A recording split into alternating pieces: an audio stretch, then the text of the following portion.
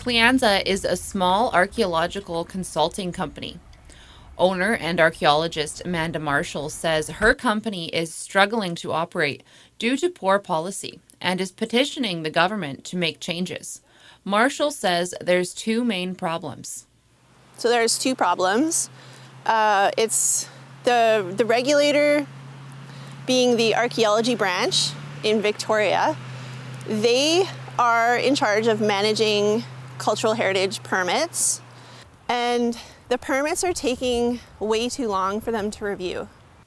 Marshall says these permits used to be reviewed within 5 business days, and now there's no such mandate, and issuing can take upwards of a year. So it's hard for us to operate as a business.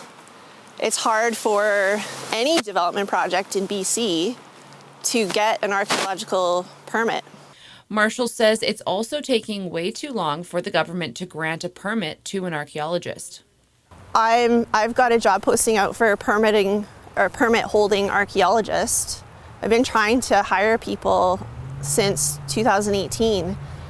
And when it used to be we would get people applying for jobs, now nobody's applying.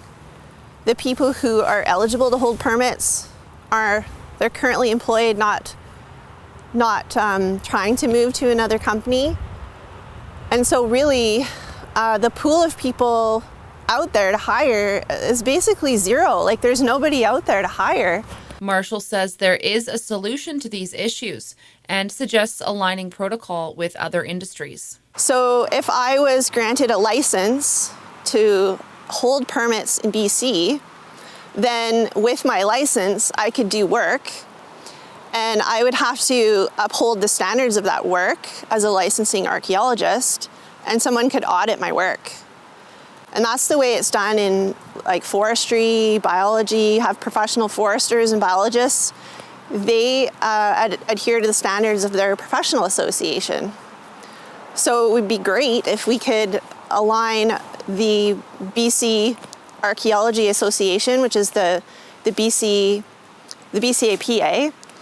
if they could align with the archaeology branch, with the government, to create a better licensing system, then that would alleviate the time frame it takes to be eligible to hold a permit.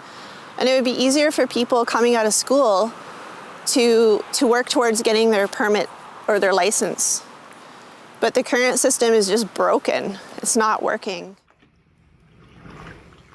I've been in business for 15 years, and this would be a really lucrative, good year for us. We've got a lot of projects on the books that we want to get out and get done, but we're hamstringed by a lot of our projects just being held in waiting, sometimes over a year. It's hard for, I don't understand how British Columbians can see our economy growing or communities growing or even just making better infrastructure if we don't do something.